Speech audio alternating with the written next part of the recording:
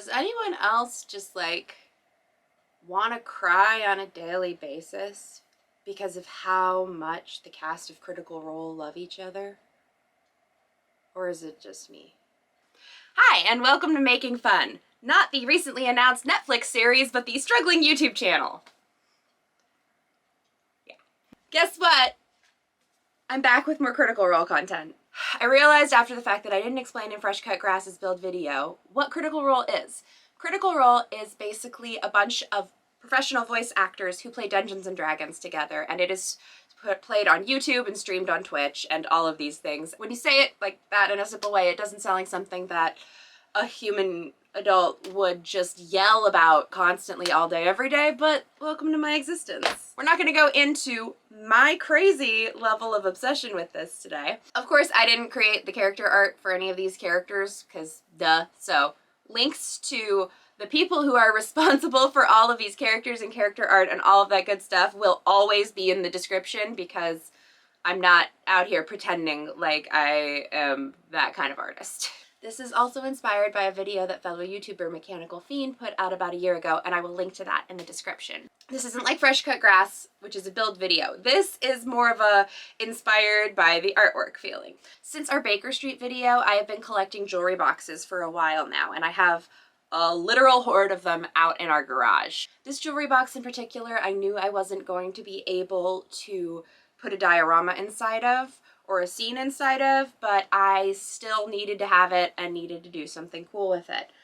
When I first started this project, I still had no plans. I knew I wanted to paint it dark green, because green is kind of my aesthetic, and that was it.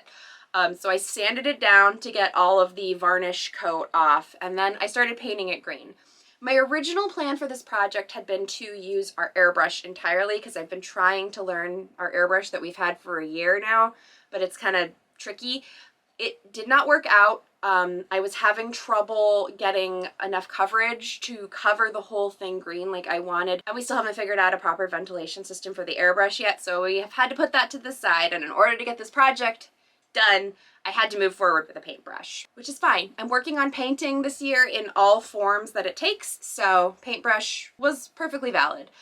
About the time I had finished painting it dark green, I suddenly started thinking of the character art for Orym. Orym is a halfling fighter who is from a more typically druid society, and he's got like green and brown armor. The thing about his character art that attracted me to this idea first was his tattoo.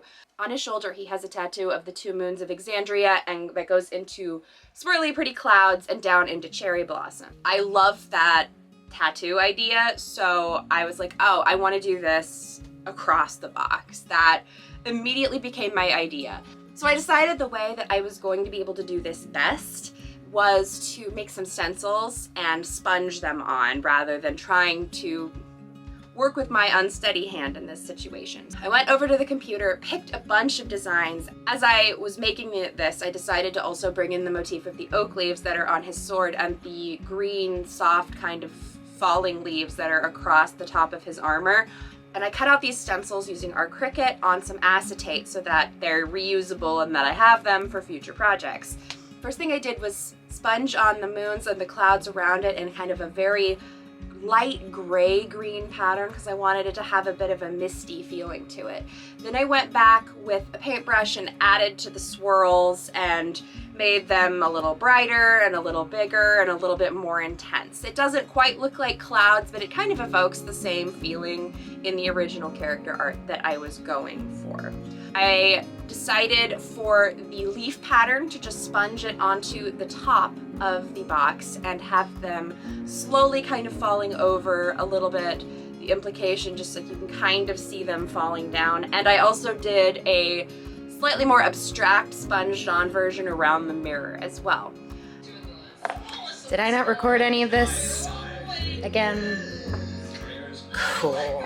Because on Orym's tattoo, it goes from the moon to the clouds to the cherry blossoms.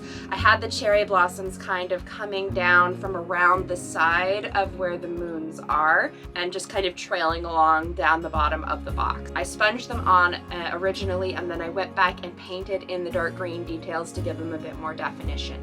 I did the oak leaves around the top in a band of silver to evoke that like pop of silver in his character art from his sword. And then I still had one entire face of the box to do something else on. I love the art of the cherry blossom tree that is on the little sash around his waist, so I decided to try and recreate that. I started by trying to make a color gradient, and what I did was I loaded up a brush with the dark green paint that matched the box and then a lighter yellow green, and I slapped them both on the side of the box. And while the paint was still wet, I just went back and forth with the brush and mixed them together back and forth. So we had a really pretty yellow green to dark green gradient going up in this. Looking at the art as intensely and closely as I physically could on my phone, I painted out the shape of the tree and then added the cherry blossoms in again with the stencil.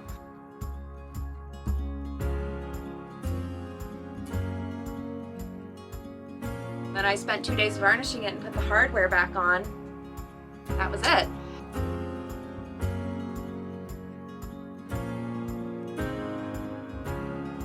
This was a really simple project, but I really, really love it. I love his character art so much. I wanted a way to have like a version of it. It evokes that feeling of the character art without being direct. My plan from the beginning was that this chest of drawers was going to be used to store my Magic the Gathering cards, my tarot cards, and maybe some of my dice.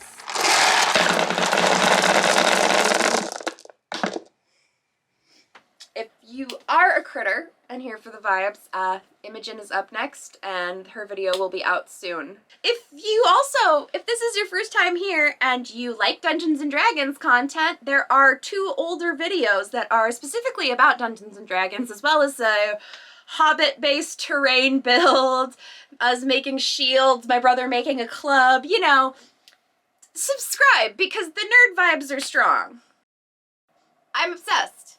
I'm obsessed not just with Critical Role, but with Dungeons & Dragons in general. I couldn't sleep this morning because in my home game, 2 of the NPCs who are in a relationship are having communication problems, and it was like affecting me on an emotional level, and I had to like send my group a message to tell them that like, by the way, my character is gonna need to deal with this because I can't deal with this. Our DM thinks that everything's going to be dark and edgy, and here comes my character to play couples therapist. I woke up at 5 o'clock this morning with It's Thursday Night stuck in my head, and it is decidedly Monday morning. So, that does not make me happy.